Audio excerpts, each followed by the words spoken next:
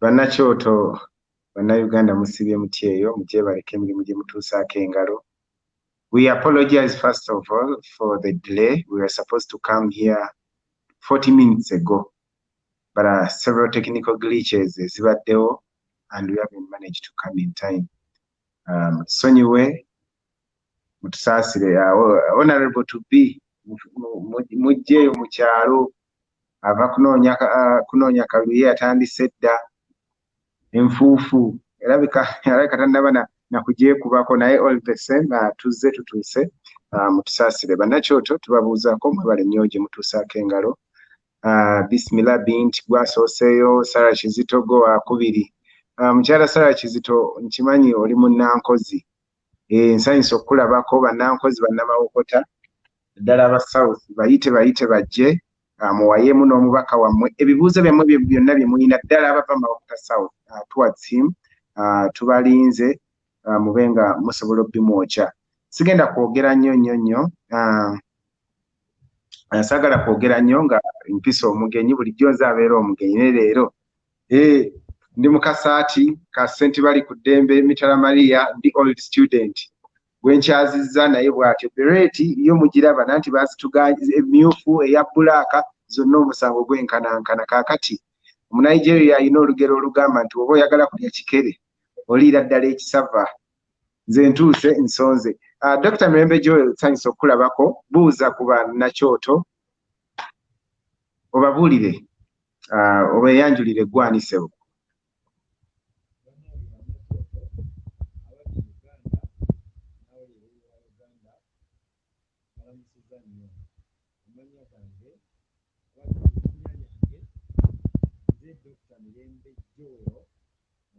Mike.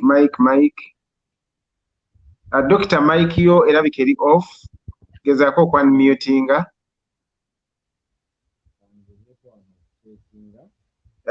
Tetunnakuwulira Doctor. Yeah, that is good. Okay, you are good to go, Doctor.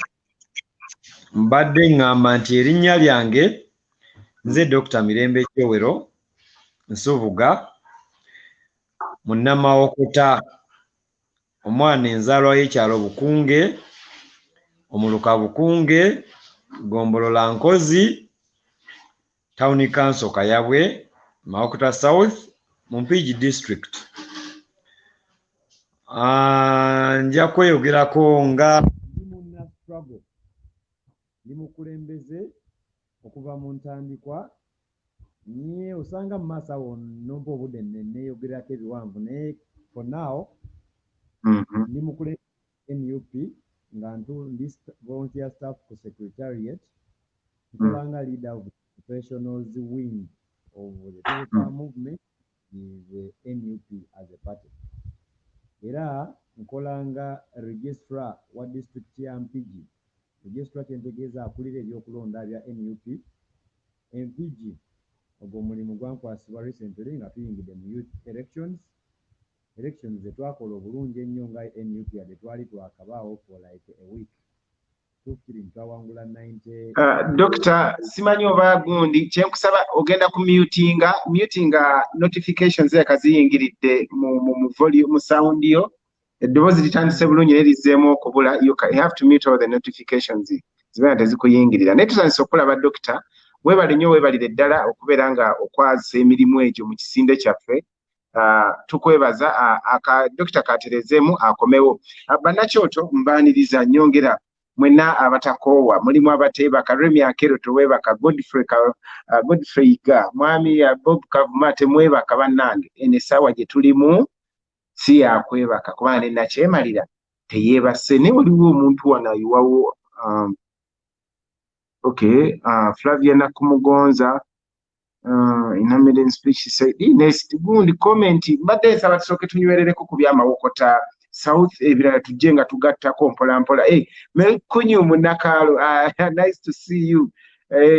Sebo gye tuli eno ekintu kitwalaganya. Banaye mpozi nga Dr. bw'akomawo waliwo Dr. tukwaniriza. I hope kati volume nnungi tukuwulira bulungi. Aha. Yes. Kakati ekibuziro tugenda ddala osooka. Oyingira otya ebintu bino? You look to be a very young gentleman. Ndaba nkusinga n'obukadde actually we neetunulako. Ndaba ebintu bya astronomy bino byagaza ki? Mosh, ekyo kigazi nnyo. Nze nga ndi musawo, ndi medical doctor, nasomera ku Mbarara University of Science and Technology.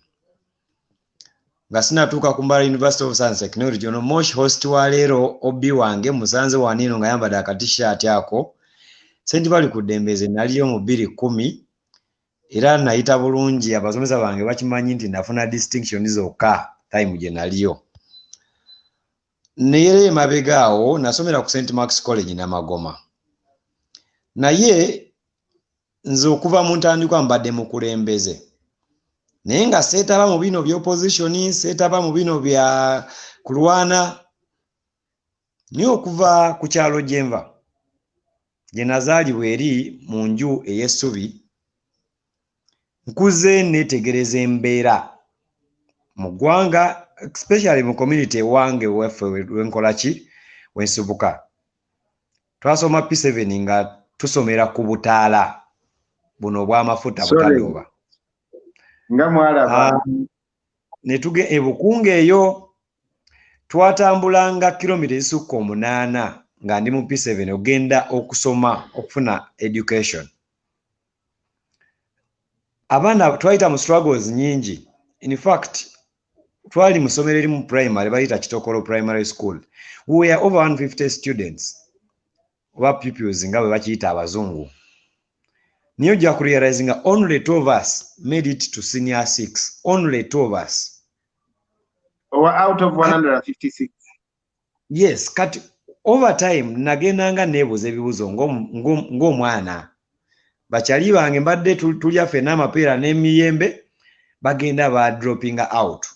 Mukimanyi bulungi nnyo government statistics zeraga drop out rate ya Ugandan student esukka ne 50% buli class gyogenda muki waggulu buli level gyogamba nti P7 ewedde nti katugenze mu senior 1 tugenze ku senior 4 tugenze ku senior 6.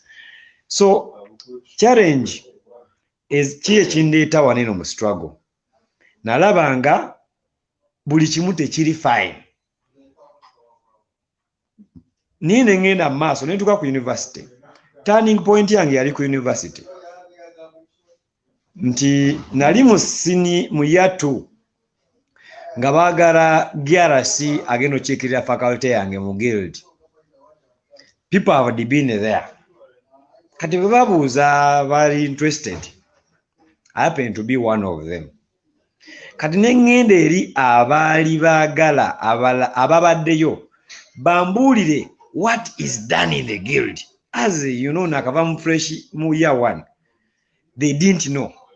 Yet they were outgoing. So nengenda mu office eyo successfully. Nange first 6 months nali simanyi kyakola. Owulira?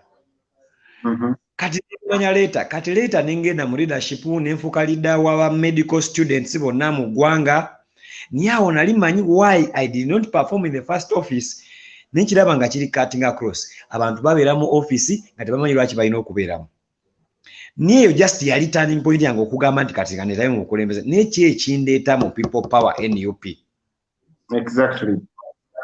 That's the important point. The important point nali maze okulaba injustices, inequalities, unfairness, moving and growing everywhere in all sectors. Kati naye nga sirabawo bantu bali committed nga ndowooza abakulembeze baliwo bajja bitukolera. Nga bwe nkugambye mbadde mukulembeze. Naye nagenda okulaba very few people are ready to do this. Kati bwengezaako okutandika okusoma kuba Martin Luther King, nsoma kuba Mandela, ngenda okulaba mu generation mulina okubaamu abantu ab'enjawulo abasituka ne bagamba bino tubyeggusize nga ffe. Kati nze ne ngamba lwaki nsigala eno ebbali. People power yajja ndi mu final year of medical school. I'm a younger graduate. Nga bwe watandise ng'onjeregaawo. Ndi muto naye ndi mugezi, njagala nnyo eggwanga lyange. Ate, if it needs to die for my country, I am ready to die. Wow. So nagenda nenegata Honorable Kyagulanyi ajja ku scene, political scene. There was a lot of mixed feelings. Kubanga is already a leader of all medical students in 7 universities in the country. Kati nezo kati ngamba, buli afuuka serebu anatukulembera. No. First 1 week. Naye akimanyi kino nakimugamba n'okimugamba. After 1 week, omusajja nga message zaafulumya. Ze njagala ofulumya. Ningamba ate nfunye afulumya byenkola ki? Byenjagala. Ninda ki? Nintandika omugoberera ku Kyaddondo by election. Nintandika sharinga bwe sharinga bannange olwokuba nali nsomera mbala ne bangamba munabisharinga lwakuba muki muganda munne. Nimbagamba no, I'm following his message. Tubabwe yajja ne tubeera active awo social media ne bablockinga za accounts zaffe ne bakola bingi. Naye nali nsazeewo ng'omuntu nga nyina conviction entwala. Conviction eyo obukulembeze obufaayo eri abantu. Obukulembeze obukolera abantu. Nga maze okulaba corruption, nepotism, unemployment, buli kati nze nali mu 3rd year at some point. Bemba mu 3rd year nali njagala nyonze okujjanjaba gwe gayi. Kubanga nze nakola PCB math, physics, biology and chemistry. So nali mbaze nga ngamba either nfuuka engineer oba nfuuka doctor. Kati mu senior 6 mbanzize ye waka. I'd gone to pick something. My father was sick. Nengenda mu private, not for private hospital enkozi bamujjanjabe.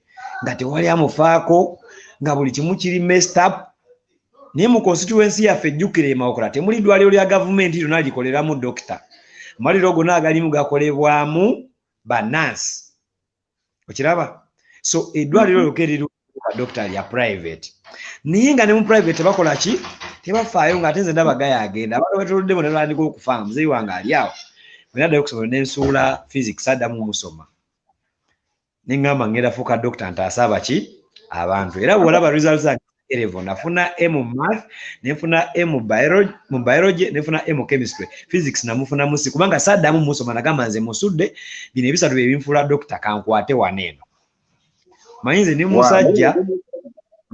Nze ni musajja bwe mba njagala okola ekintu nkiwa obudde bwange bwonna. Kati nali nsazeewo njagala kuba doctor. Kati ng'ebya engineers kyagala bikola ki? Bimanyi. So nsalawo nenzigusa ekyo. Nembeera enrolled nenfuna scholarship nengenda mbalala okusoma obwa doctor. Naye kino asangayo kyali kitiisa. Omuvubuka omu yali ava Isingiro. Twali mu 3rd year. Yali alwadde TB. Naye yajja obulwadde buli advanced. So nali 3rd year student nga nze ndiwo. Nga basiniya bange bagenda kujja leeta nemukolako nemuwandiikira eddagala nembabuuza ne bambulira nti muwe kino byonna byewandiise bituufu. Nembeera happy kubanga nali nkoze prescription entuufu ate nga basiniya bange tebaliwo. Nagenda babuuza nga buli kimu bagamba kiki kituufu. Naye omusajja yamala ennaku 3 ku ddwaliro. Nga investigation tazikoze buli kimu tekikoleddwa nga mashini zimwe eziri mu ddwaliro tuli mu lya gavumenti jjukira. Buli kimu nga mwekiri. Naye nga talina ssente ezisasula bintu bino ebimu bikola ng'ate ebimu ebirala bagamba bifu naye ng'ekituufu si biki si bifu. Nengamba nenjogera ne mukyala we bambi omusajja yali 27 mukyala we yali 25. They had 2 kids.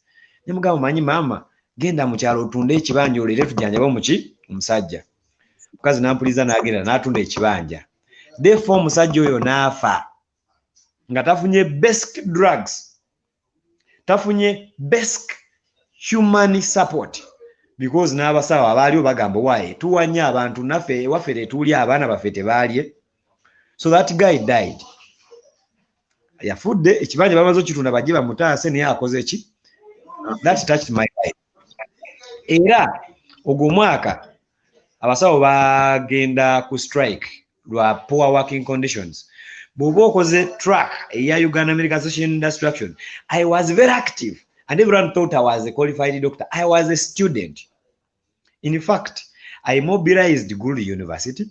Makerere University, Mbarara University, and we carried out a nationwide strike as students. Everyone thought we were doctors because we dressed like doctors, but we were students, and it was Dr. Joel mobilizing them because I was just tired of whatever was happening. So we mobilized against the bad policies and everything, and this is on record and it is everywhere. So nenzijanga omutima gukula. So along the way, Honorable Kyagulanyi, People Power eze, funa Nagamuntu Camp eze, tujipromote nze ngenze newandisa. Aba wakani bagamba ne golidwe namaliriza. Nimagamba goli doctor agenda okole sente zote wali kyo yagala. Government ojagaza ki. Nembagamba ngenda mu ddwaliro Mulago abantu bankabiranga balowooza sifaayo.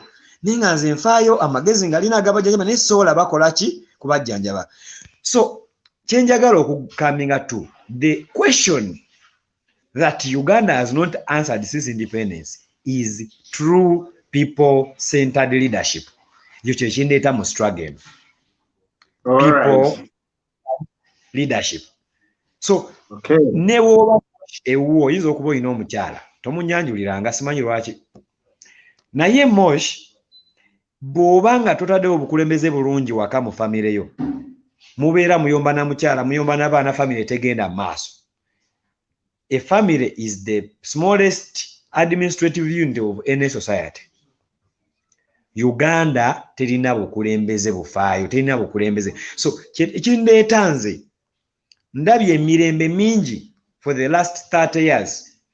Myaka 10 Museveni yasooka n'agirya n'addamu n'alya 10, azimu n'alya 10, kati akutte mu myaka 10 egiddako okuweza emyaka 4. Bannaffe bazeeyi baffe bataata bakojja bazze batugamba badde balwana. Nze abamu amazima sibakkiririza muti badde bakola ki balwana. So Mandela one time agamba every generation has got a cause to fight for. So nze generation yange njagala ntera okweyita now generation. Omulembe gwaffe guno guliko guno. Njagala saagala kuba ku TV nga ndaba bigukola. Njagala kuba at the center of the activities that are going to liberate my country. Njagala kuba the person engineering, strategizing, planning and implementing. Saagala kubeera ku TV kuwoowola nti bakubye oli balumye oli. I want to see someone being shot at, and then I plan a way to make sure that those who are making orders to shoot at people who are innocent should actually lose that power to make such orders. Okay, Dr. Tweyanzege. I think everyone else has. Okay. Just something small. For the case of Mawakota, Mosh, we are facing a dictatorship. And this dictatorship is not just going by just a mere ballot. The ballot must have ingredients made. The ballot must involve organization, strategizing at all levels. So for abe Mawakota, tulina omugga gwe bayita Katonga. Awo Andrew Paul Lutankome Kayiira Nkwanga awo balwanira okuleeta Museveni mu buyinza. Eri eyo ebadde for the last 20 years that have followed politics. Purely yellow. Very yellow that people were, purely yellow ng'okwogera kuseba ku opposition guba musango.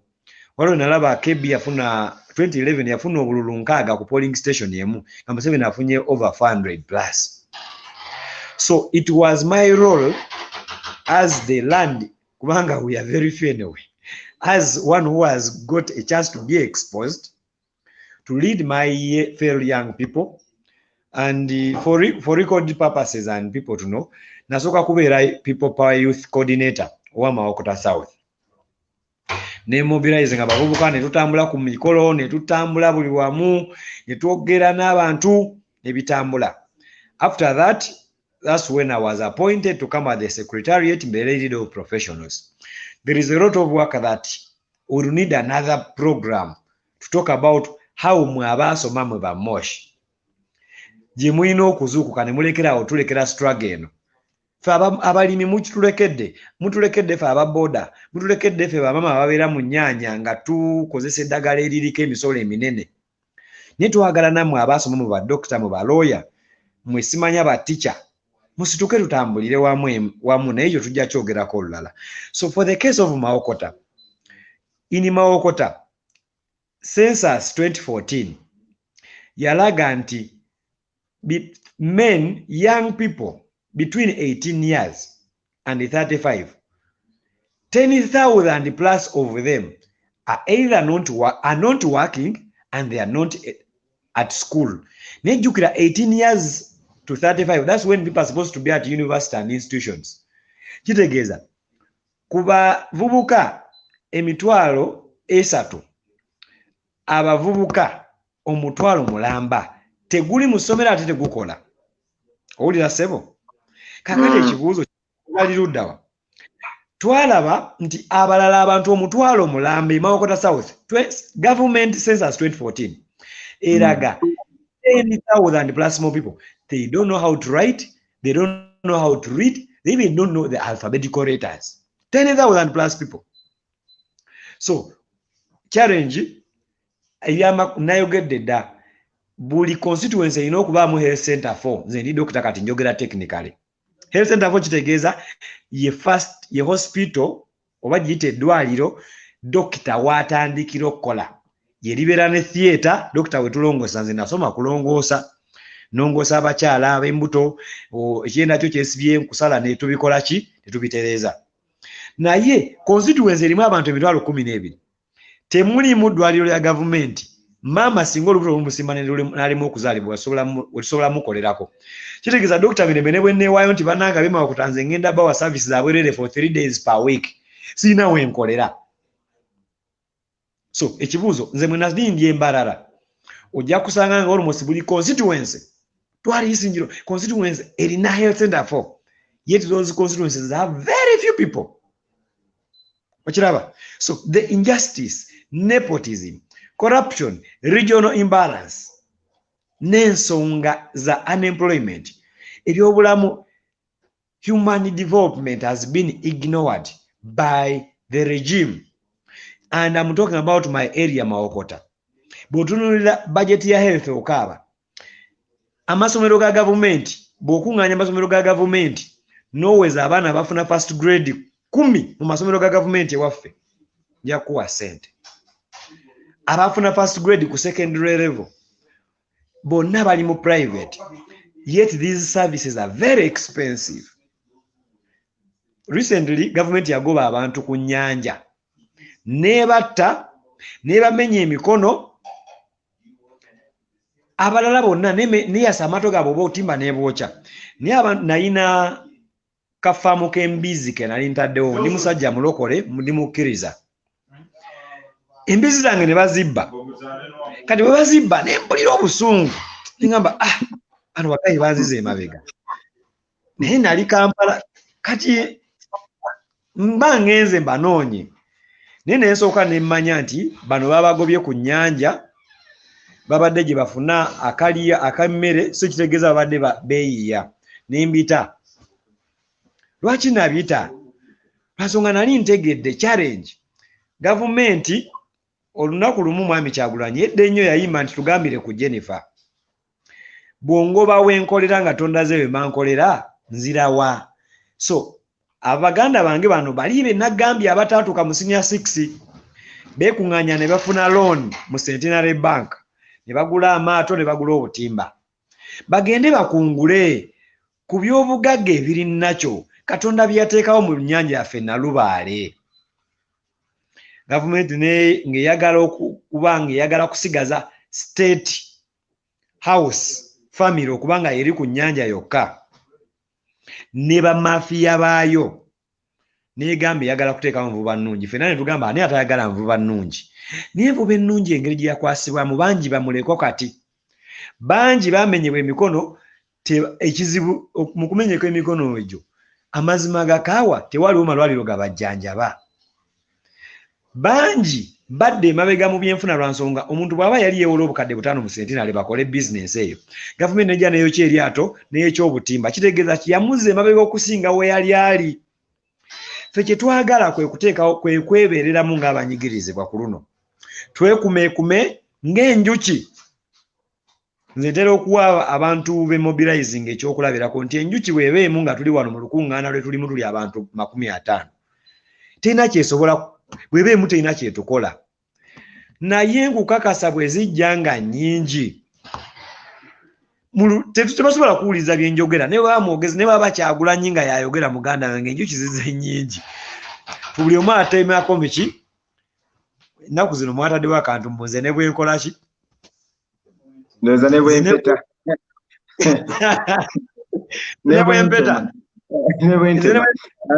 maze ne bwempeta tewali abuuza nze ne bwente byonna tubeera batukoze eki tutenze tutemye kakati kyengezaako okugamba nze ekindeeta kwe kumobilizinga abanyigirizibwa nga nze twekumeekume tuteeketeeke amagye tuleme kuddayo mu byennakaseke eby'okuyiwa mu ki omusaayi naye abantu baffe tubasomese tubateeketeeke ku lunaku luli lazima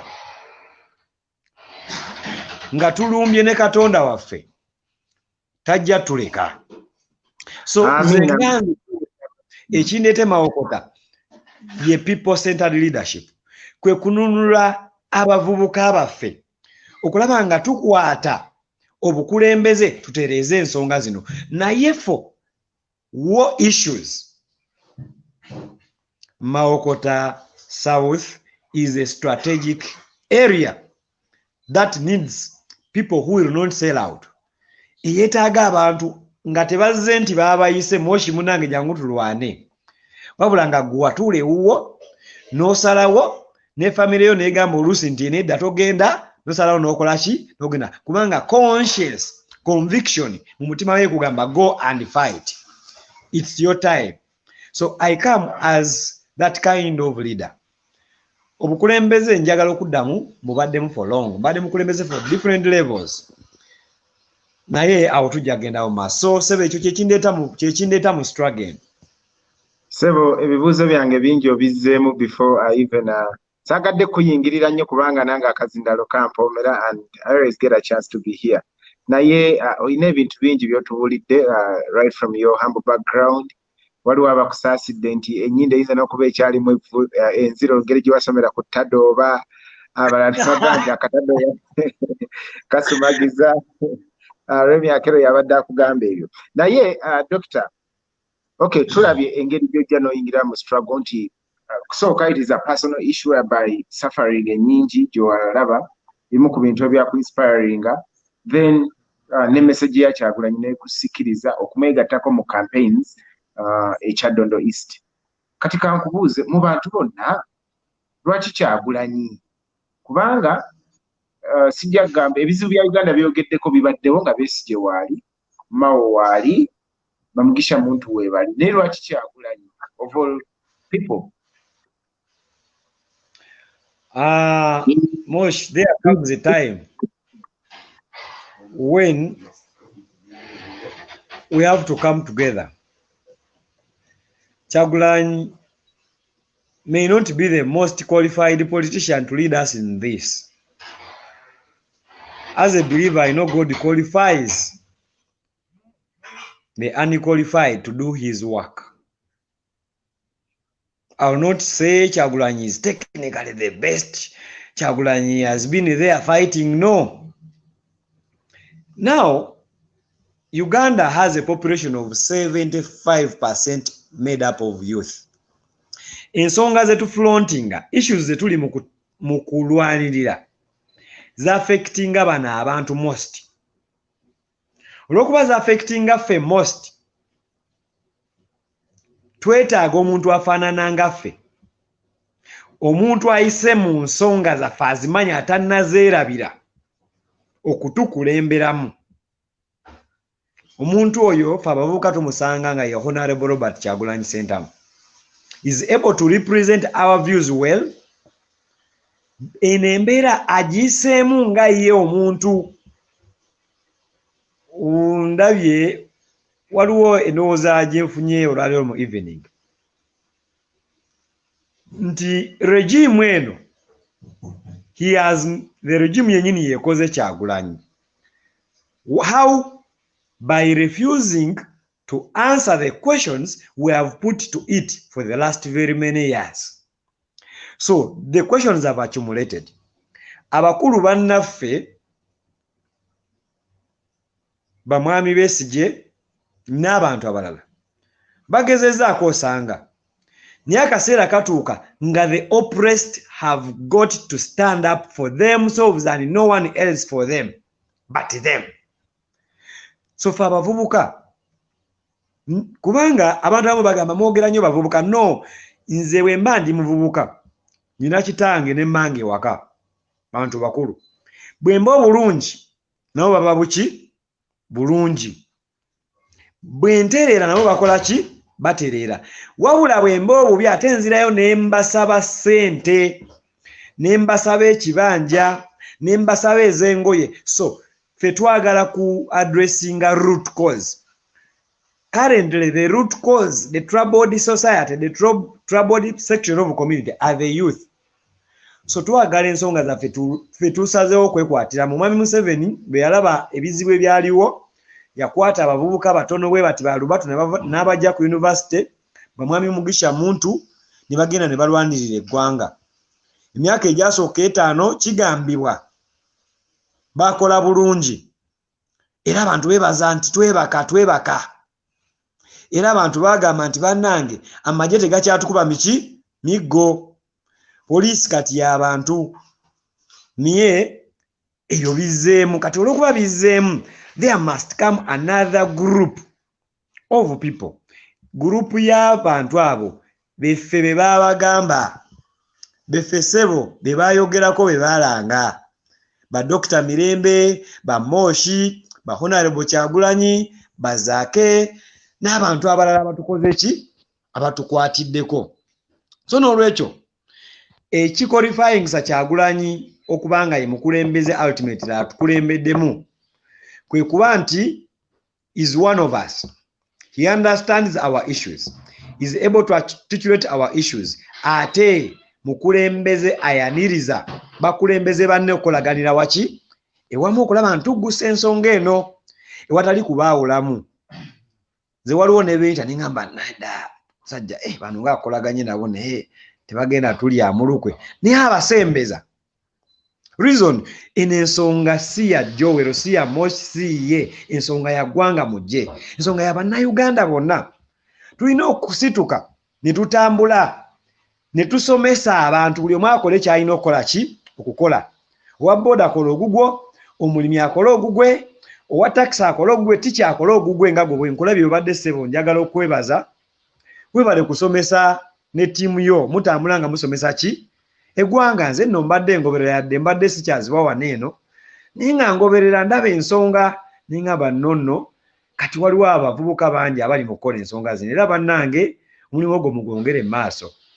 Nze kyenjagala kwe kuzimba tiimu esinga ate kuyamu amaanyi. Nze saagala bintu biri wansi, njagala nnyo ebintu ebirina waaka.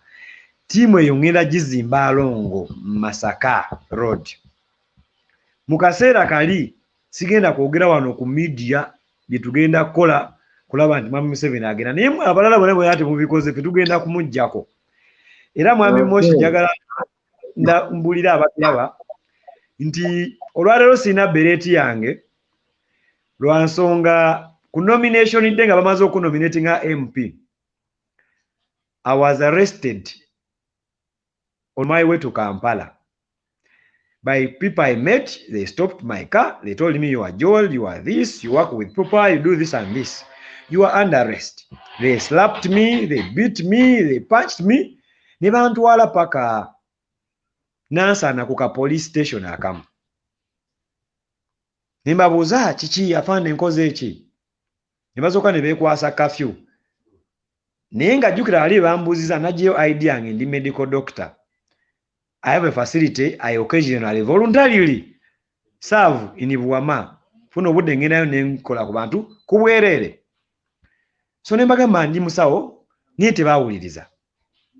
Later ne bantu ne bangamba ne basachinga emotoka ne bajjamu bereti yange nali nyinamu bereti singa 3 ne bazitwala ne gyenalina ku mutwe ne bagikola ki ne bagitwala ne mbabuuza kiki lwaki munsibye nindandika ne banzijako essimu yange buli kimu bakinzijako ne banteeka mu karoka nga kalimu omusulo kawunya kalimu buli kasasiro yenna. So later waliwo driver gwe nali naye na communicatinga eri several people ne bajja ekiro ekyo ne bagezaako okwogera n'abantu bano ne bagaana. So somehow anu policeman yali takkiririza mu bibakola n'abbayo essimu n'agireeta n'agiwa bano essimu yange. So bano ne bajja ne bagamba mukubire gundi kati bwe bamanya abantu benkubidde essimu ne batya saawa zaali ziwera bunaatera okutya ne banta. Nengenda okunoonya beret, of course sinafuna beret original. I love putting on the original material. Sebo sinafuna original material. Isogola naye nagenze ku dduuka sibakosera emitwalo 2 era njirinze bankubira akasimu nti bafunye beret eyo njikime. Naye ekinjogeza ku beret kiri bwe kiti. Mugugula muliteeka ligamba nti red color ya military. Temuliteeka ligamba nti enkofiira ya shape eno ya military. Etteeka eriri mu ligamba nti enkofiira ekintu kyonna ekiriko badge erina design bweti ya kino. Nze kwaliko people power logo. Kakati nebuuza baali bankwatira ki. So ne mushinjagalo gatako mu struggle eno twagala okununula eggwanga lyaffe. Nye tulina abantu bangi abatulimu nga batumiddwa mu yaaye Bosco Jjajja Mwami. So Jjajja Mwami tulina odiringa naye. Nye tulina still n'okudiringa ne bano abakolera Jjajja Mwami. Kubanga ate bw'aba abatumye abawa buli kyetaagisa okwefuula ffe.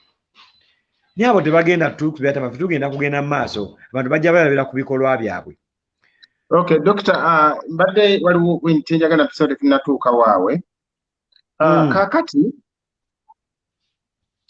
twakiraba wayita mu nomination kulika vetting process wajita bulungi wakotestinga nani omulala Maukuta South.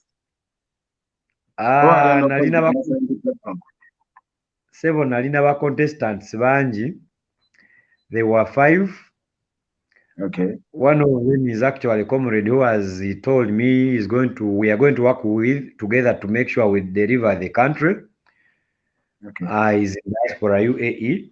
He's called Matthew Mutunji Hirare. Another one was called Basekezi. Another one was Walakila.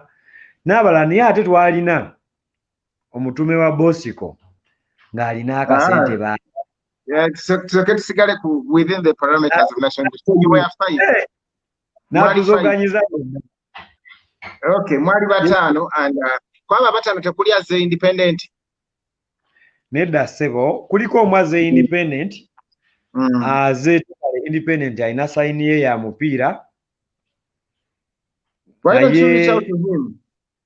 I've reached out to him and actually I keep engaging him. And seriously engaging him such that we can work together like I've engaged all the other. Okay. So ekikulu kiri nti nze nayiga omwaka oguwedde Kyagulanyi agenda n'atugamba we are not going to go into boardroom meetings. We shall keep moving and people will keep joining us along the way. We shall keep engaging people as we move. Ekyo sebo nakikwata. Yes, sebo. I keep as I engage the rest.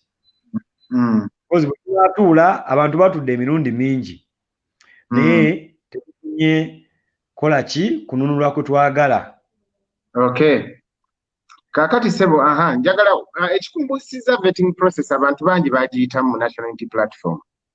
Njagala kubuuza singa kwabo banno abataano kwaliko gwe balonda atali gwe. And they give them the umbrella as they become flag bearers for National Unity Platform. What would be your move right now? I had made it clear to my principal, to the team. One, I personally reached out to them at several occasions when I want to step down from the race, because I wanted to focus on the bigger cause of building teams that I'm not going to explain here. But as leaders, I sit on the National Executive Committee of NUP. I didn't say that.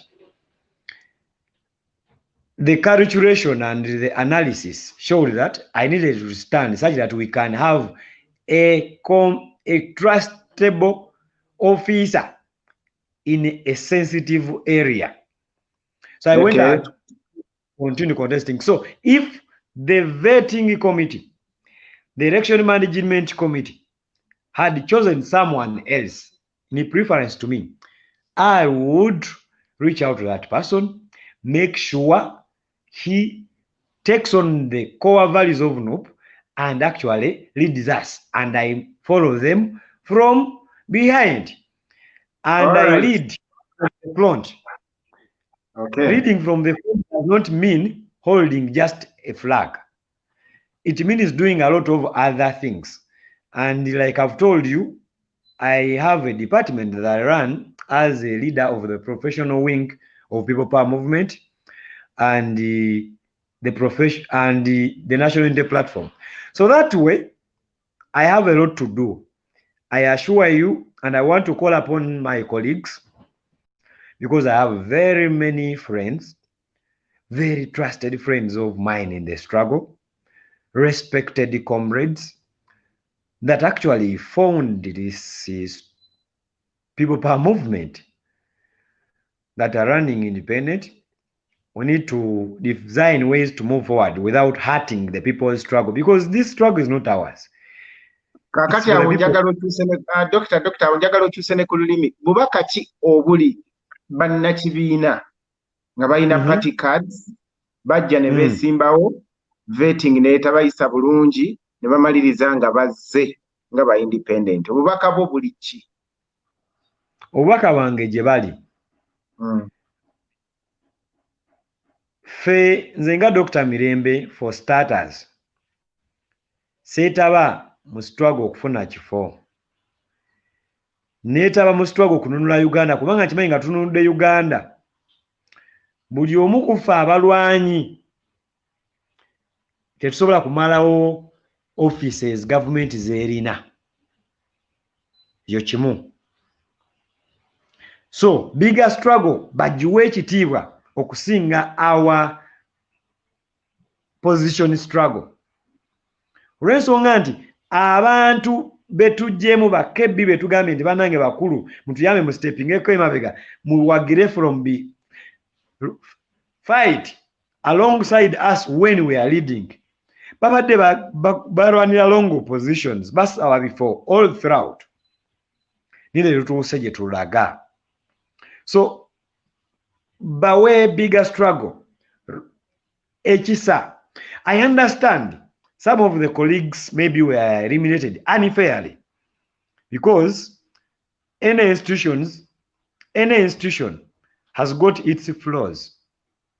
As for abantu abatambuza institution eno gye bayita People Power NUP, we are not flawless. Nti tetulina kyakunenyezebwa kyonna. Tuli ba Yesu Kristo. Nze omanyi ndi musajja mukkiriza, so nja kukozesa Yesu Kristo. Nti tuli ba Yesu Kristo nedda.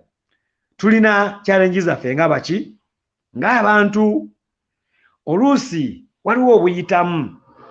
Era njagala okukozesa omukisa guno okugamba buli comrade ali mu bukulembeze mu NUP ne mu People Power, nga wakozesa office yo okufrustrating a fellow comrades, God is watching you.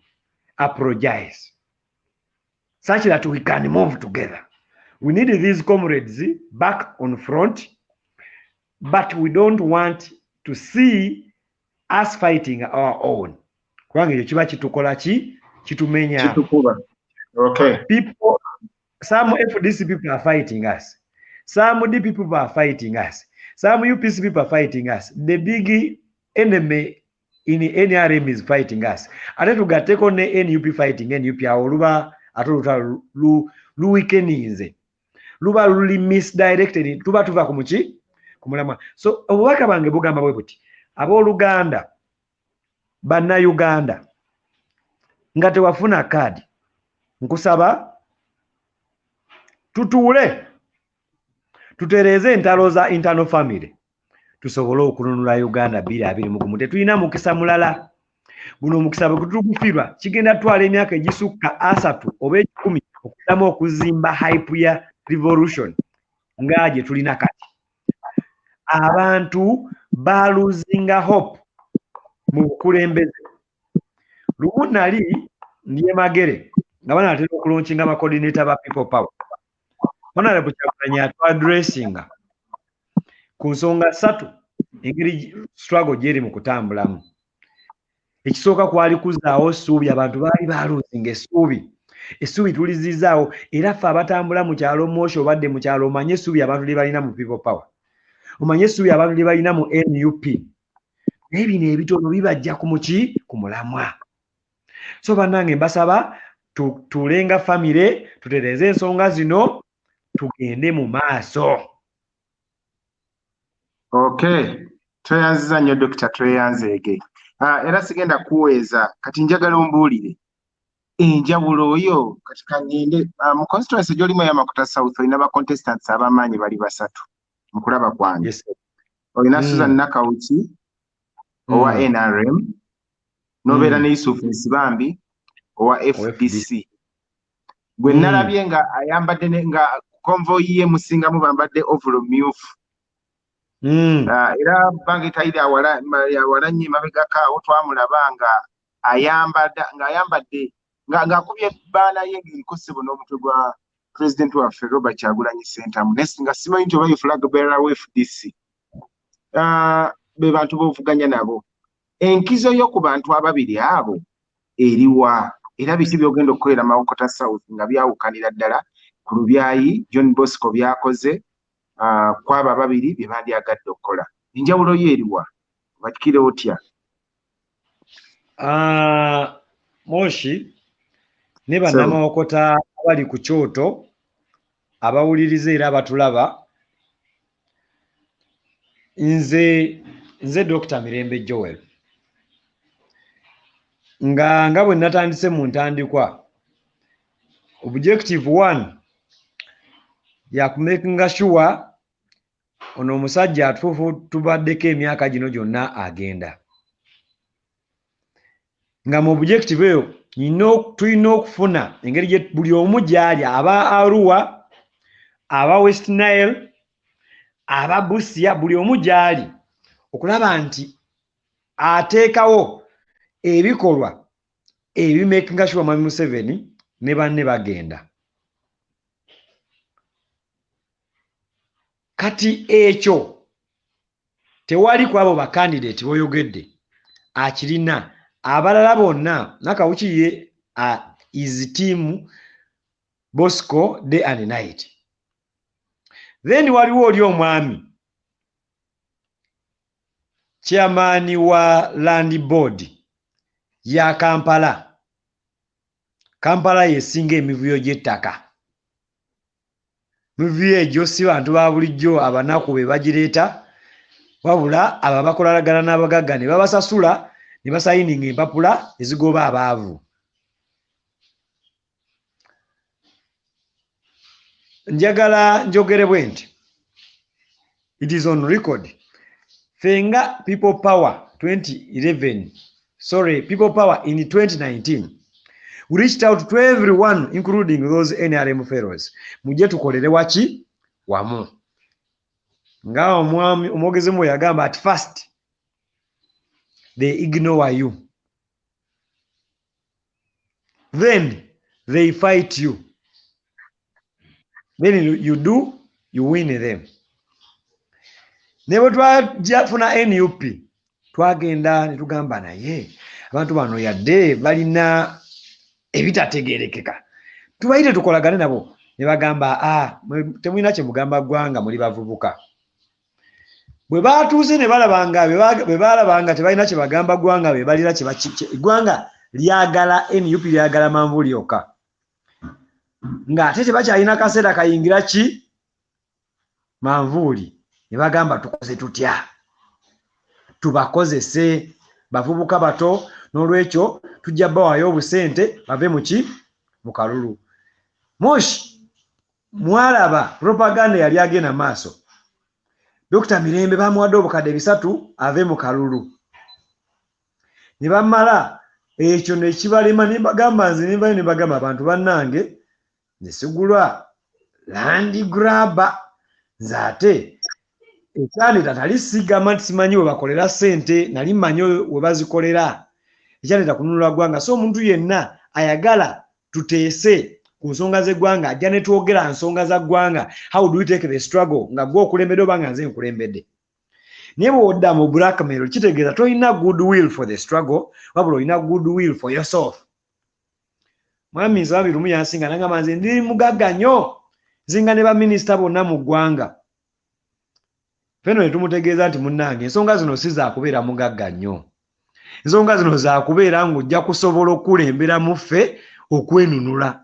Oba tokisobola ne bwoba ggwe osinga Museveni obugagga yadda za Bank of Uganda buli lunaku togenda kutukulembera.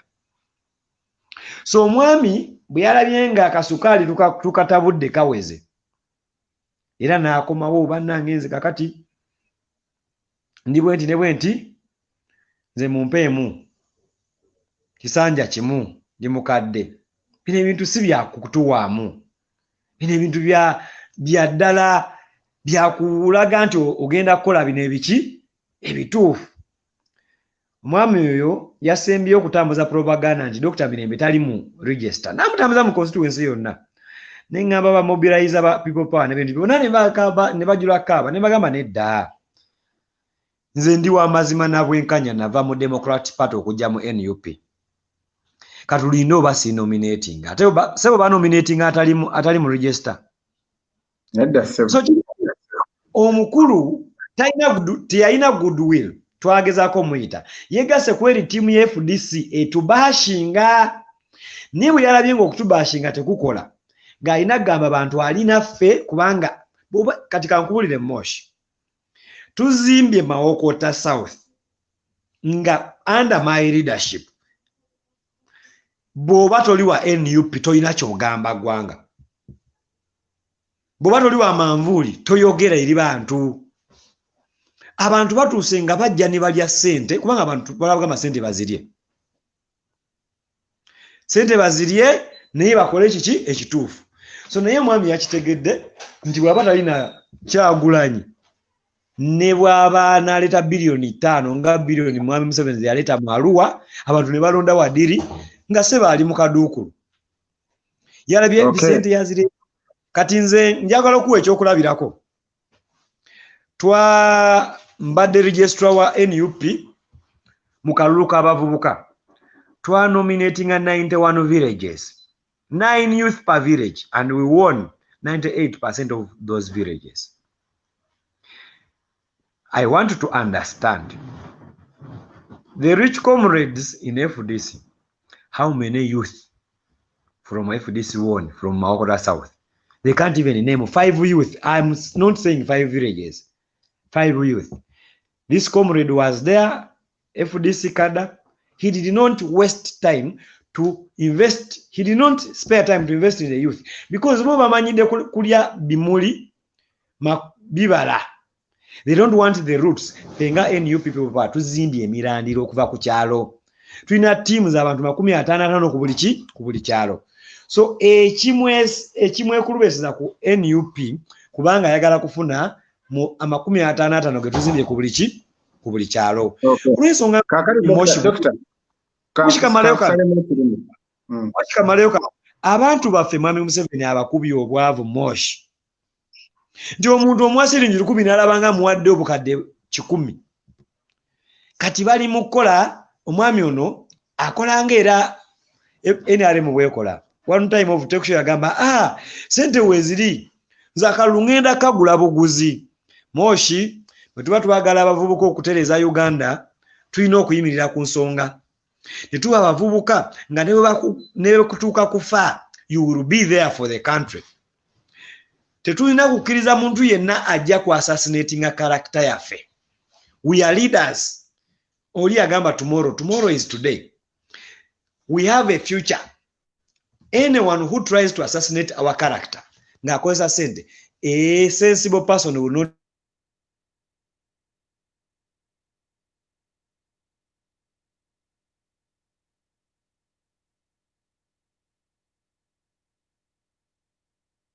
phone has blacked out. Doctor, unfortunately, I don't know. You plug in a charger because the rules are very important. Bibiri ebibulayo atusibula abantu baffe. Simanya, Yes, have you got a charger? Yeah, I'm getting a charger here. Yeah. Meanwhile, just about 1-2 minutes. Okay. But we can continue talking. Okay. Kakati kyenkusaba kiri kimu. Police what is your police statement? What is your manifesto for Mawokota South? Biki byogenda okulembeza nga ozze nga legislator wa Mawokota South.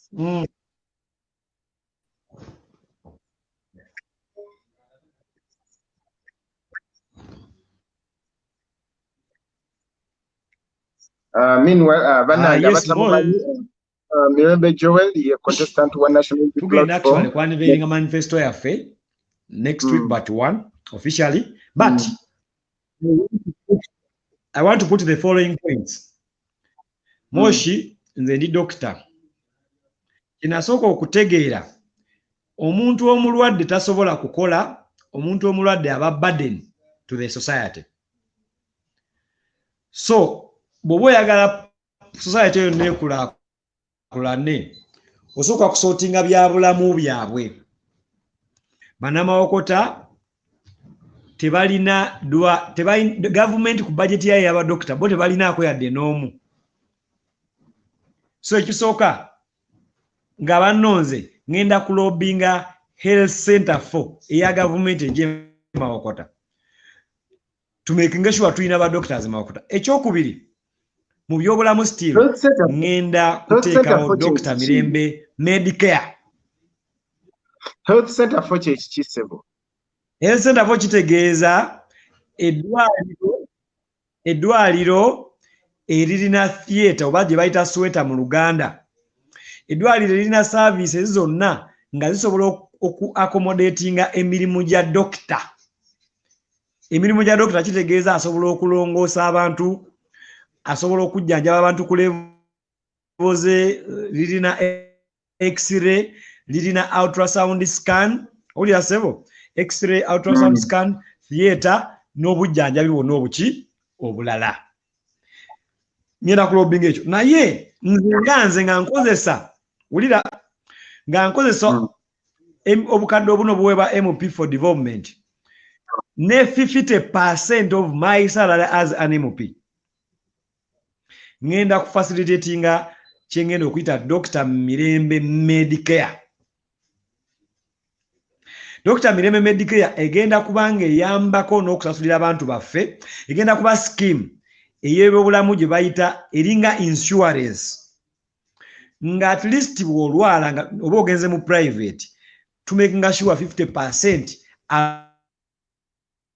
abantu abatasobola tubayambako okusasula ebisale by'eddwaliro, kumakinga sure nabo bafuna obuki obulamu obweyagaza without suffering.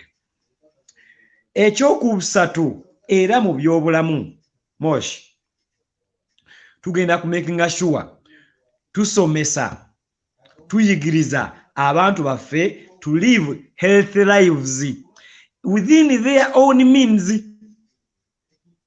Si mu means zino ez'okubeera nti bagagga nnyo, wabula abantu balya bulungi.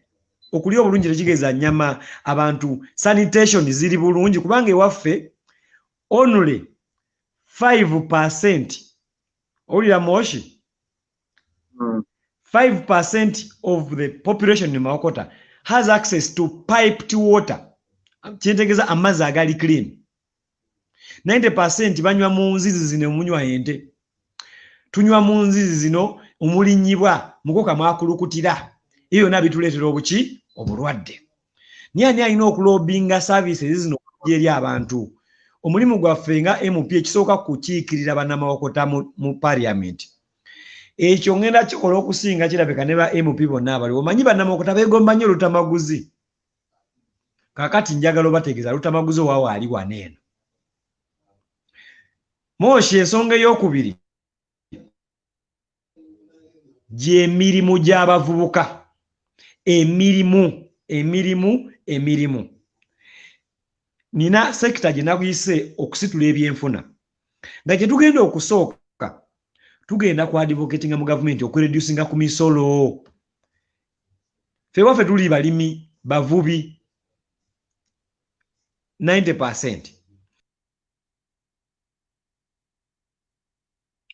Banywanyi mwebale nnyo mwebalire ddala abeekumiddeko ku kyoto kakati pozo bamenyeramu Dr. Joel Mirembe yani yakulira aba professionals mu People Power Movement National Unity Platform y'omu ku bantu abatuula ku National Executive Committee eya National Unity Platform y'omu ku ba youth coordinators abasookera ddala mu structure yali eteekebwawo so struggle gye tuyita struggle mu lulimi lwaffe abaddewo right from the start.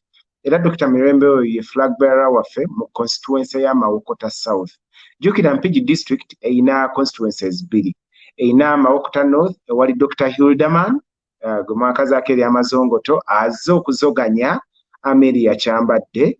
Then ne tuba ne Mawokota South erimu Dr. Joel Mirembe azze okuzoganya Susan Nakawuki ne Yusuf Nsibambi bona FDC era chairman wa Kampala Land Board mwami omumuwulira nnyo abaddewo nnyo mu gundi era ali ne mu People's Government webityo ye mwami yalabikako edda ku social media okwo ng'ekifaananyi kye gundi ekifaananyi kye nga alina ekisumuluzo ate ataddeko Bobi Wine oba Kyagulanyi Ssentamu ng'olaba alina confusion gy'agenda aleetawo era nafunyeko omukisa okulaba ku procession ye ng'ava ku nomination sebo ng'abantu bali mu ovula ebimyufu nga be bakulembedde mu procession ye naye ate ebipande byonna bya bbululu tekuli yadde ka red konna naye nga kyonna kya bbululu n'olaba nga akozeemu omuze guno ogw'amalindirizi okwagala okukungula w'atasize so Yusuf Nsibambi ayogerwako abatambulira ku luguudo lw'e Masaka ye nannyini Jalia City waliwo ka stop over akalungi awo kali very modern kalabika bulungi ye nannyini waako era nga sente omusimbi bino si byakuwaayiriza agulina era nga yagenza agumansa nga agaba omutwalo agaba 5 abantu ne babuna emiwabo era bannange National Unity Platform tuyina omulimu munene nnyo cause that is right from the start of vote buying kugula kalulu it is an election malpractice tuyina okuvumirira tuyina okugoba mu ggwanga Uganda so Mirembe Joel ye muntu azze okuvuganya n'oyo yazze n'okuvuganya ne Susan Nakawuki. Susan Nakawuki yaliko e Masaka eno naye saategeera sijjukira bulungi constituency naye yaliko e Masaka gye yava kanate yagenze Mawokota ye flag bearer wa National Resistance Movement wabula ate ne Kiyingi Kenneth Bosa eyaliyokko mu kisanja kya 2016 naye yakomyewo nga independent era naye akalulu akaagala Joel akugambye 2010 yali enrollinga kuyingira university twagenze okugenda mu kalulu k'ekyaddona ka Honorable Robert Kyagulanyi Ssentamu nga Joel lwa graduating which means he's a very young person but very passionate about Uganda very patriotic era akugambye nti singa kaadi baagimumye yabadde agenda kujja ayambeko ye yenna yandibadde yesimbawo okulaba nga bazoganya mu 7 so tubeerewo tuyimirirewo bannaffe kamukomyewo tusobole okumaliriza kubanga obudde bwo we buli bugenderedde Dr. tumaliriza na kano nkimanyi police mugenda fulumya manifesto saawa yonna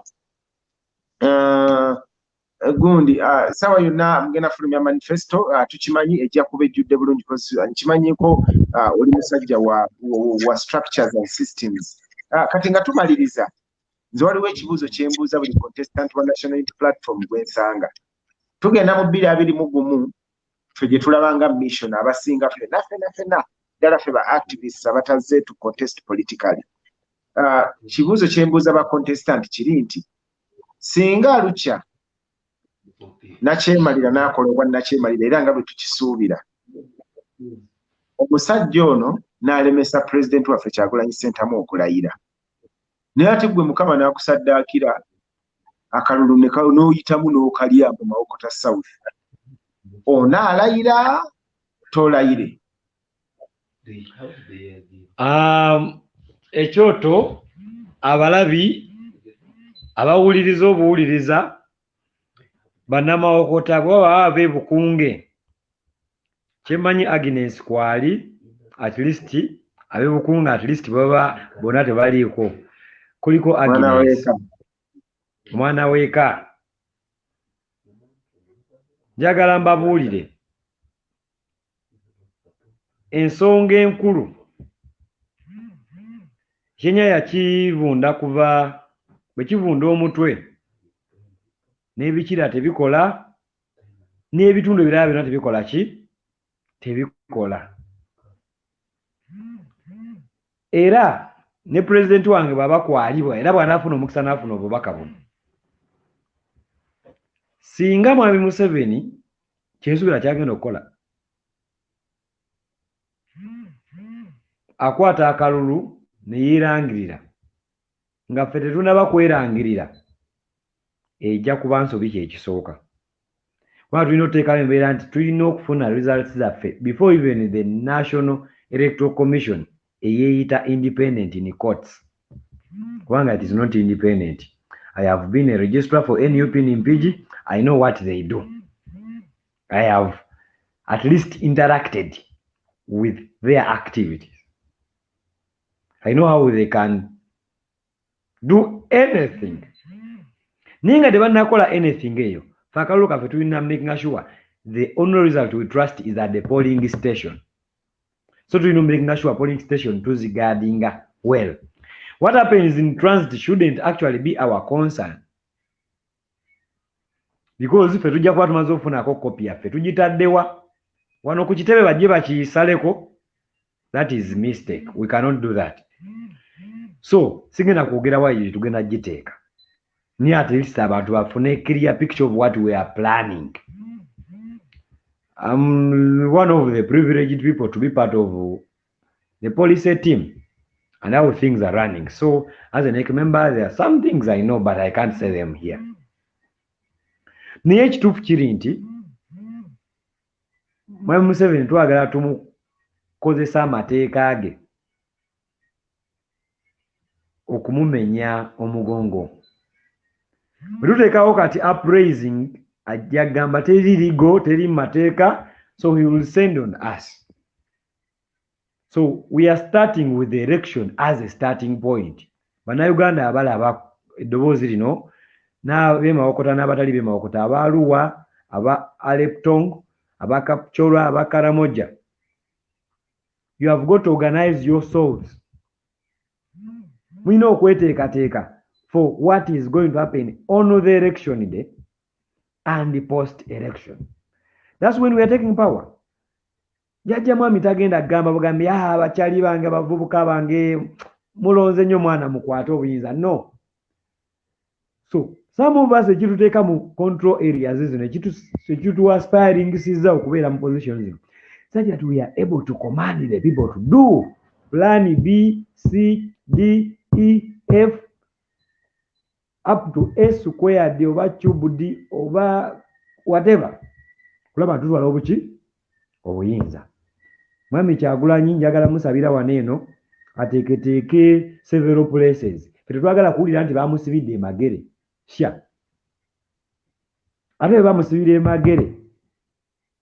Alina okuba nga yateeseteese ttiimu ze ez'enjawulo ezigenda okukola okusinga ne ku biyandikoze nga yali commander directly. Era ekyakikole nga bukyali si kyogedde bwe nyinti ziriyo nze nkyogedde waneeno kubanga bangi abakikola ki abangamba tuuze eddoboozi lino nze kimanyi ekyoto omukulu akiraba kubanga ekyoto ddoboozi ly'amaanyi nnyo wano mu ggwanga Uganda especially ku nsonga za struggle. Sebo kitaffe omukulembeze ow'ekkumi addako owa generation eyaffe eya inconvenienced youth, tuli inconvenienced by the dictator, tuli inconvenienced by the daily killings, tuli inconvenienced by the excess unemployment, the nepotism, the lack of a functional parliament is even sickening. The judiciary is working on the knees of President Museveni. Ensonga ezo nkulu nnyo. So sebo yonna gy'oli ow'ekitiibwa Honorable Kyagulanyi Ssentamu President addako, tulina okuteekawo embeera twala Museveni. Okay, doctor. So ono omusajja sebo Moshi, omusajja ono yasemba mu kalulu. In fact, Uganda People's Movement gyali akulembera yafrontinga ba candidates 7 candidate ogu omu yekaye yawangula nisibo Uganda yasemba yagenda mu nsiko n'atwala obuyinza bwa DP. So n'olwekyo ate ffe tugenda kuwangula kyekyenjawulo kubanga abantu bayogedde, ate bino si byakwesuddiya. Naye kyenjagala ekirala omugamba abantu bayogedde, NUP buli wamu etuuseewo, era abasipaya bali kuno abalaba jajja mu mugambe bw'aba yakyayagala obulamu, bw'aba yagala obutayabika mutima, adduke emisinde yeekweka ebiwaki erwakitula. Ensonga zino azireke, ensonga zino bw'aziremeramu ni musajja muganda kyemanyi n'abakyoli n'omukyoli ajja kwogera bwoti n'omunyankole ajja kwogera bwoti n'abeefotopoto bajja kwogera bwoti.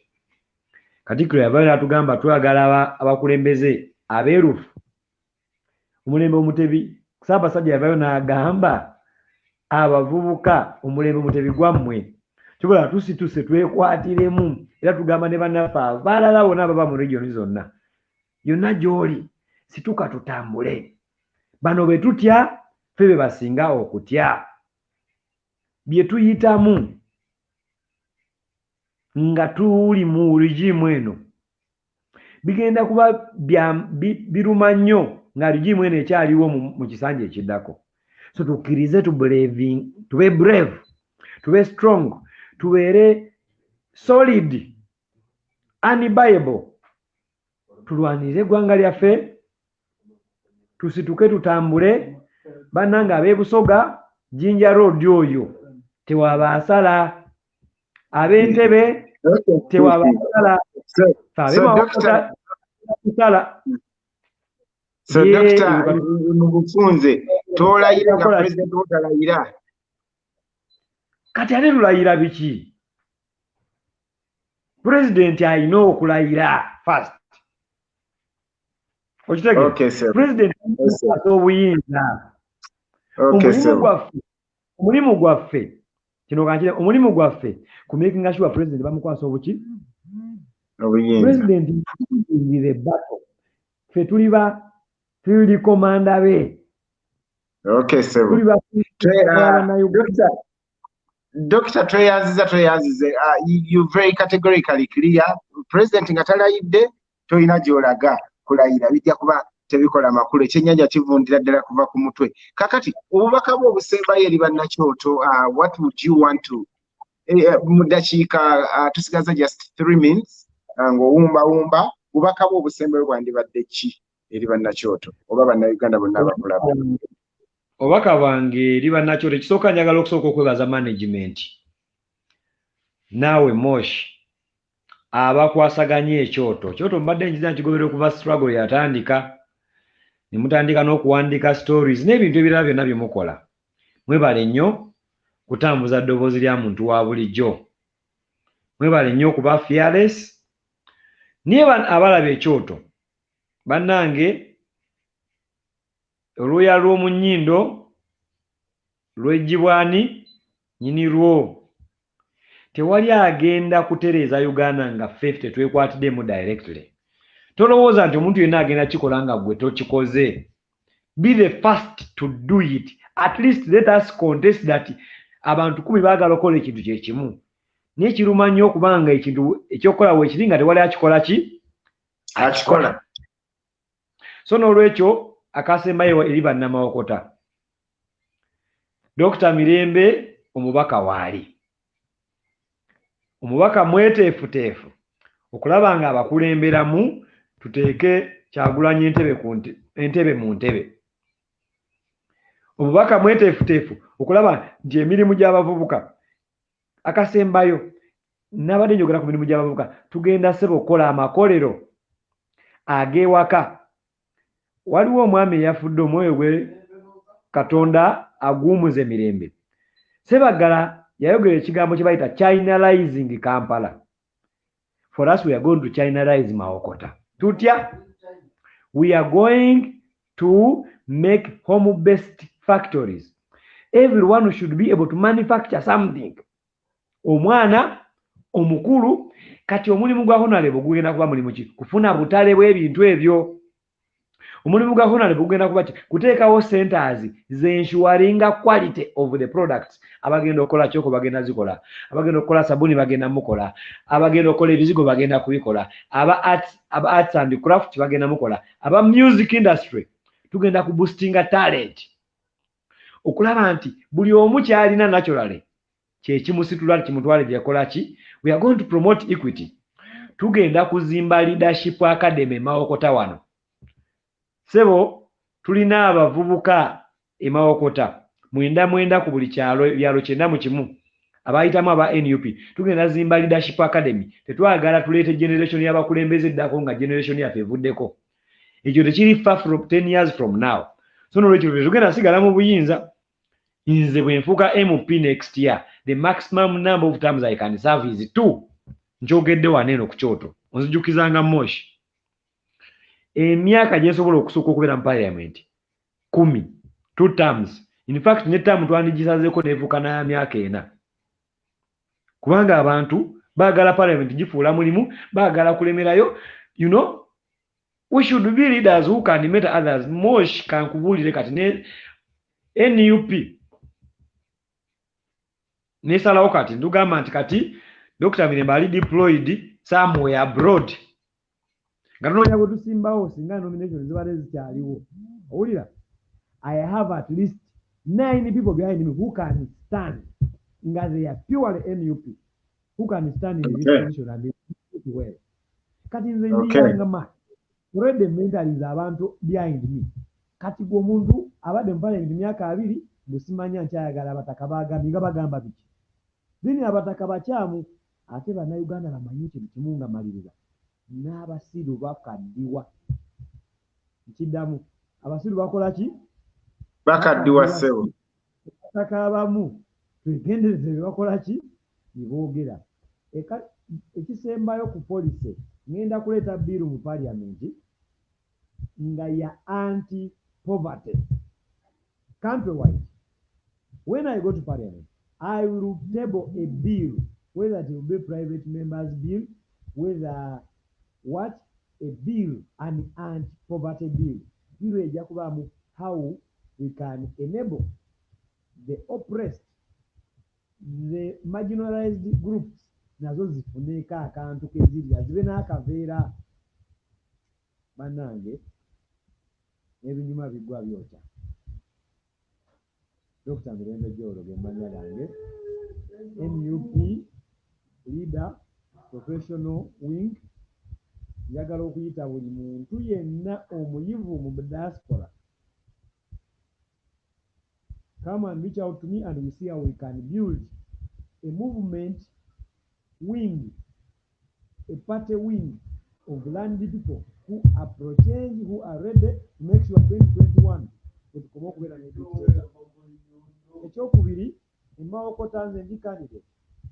We are now building an office for a command center for our NUP councillors, NUP foot soldiers. Betulina buli kyalo, buli muluka. Twagala babeere ne command center bakolera emirimu. We have paid rent for 4 months. So twetaaga a few facilitation abasobola okusupportinga. Tumalirize office eno ate n'abaana tuba motivate kubanga twogedde nabo emirundi mingi. Twagala obateekamu atayazi bambale Kyagulanyi. We are pinning up posters for our president. Nze nange nga nze poster yange tewali poster gyepinning nga teriko president. In fact, recent one was making even bigger. President appearing abantu bamumanye naffe nga batukola ki batimanya kubanga buli mukiikirira everywhere byatakola ki byatali so Okay. kola nsaba okubayita tukolaganire wamu tuzimbe Mawokota ekolera buli munnamawokota n'ekisinga obukulu tuteeke Kyagulanyi entebe ku ntebe. Okay. Tweyanziza nnyo tweyanzega mukulu mirembe gye obudde bwo bugenze. It is midnight and bannayuganda bamanyi bali mu diaspora tubeyanziza nnyo people obedde namba nakitaddewa whoever wants ba corporates wherever abalungi mwena go get in touch with him. He's someone who is humble, is available as far as something is concerning okuzimba eggwanga Uganda.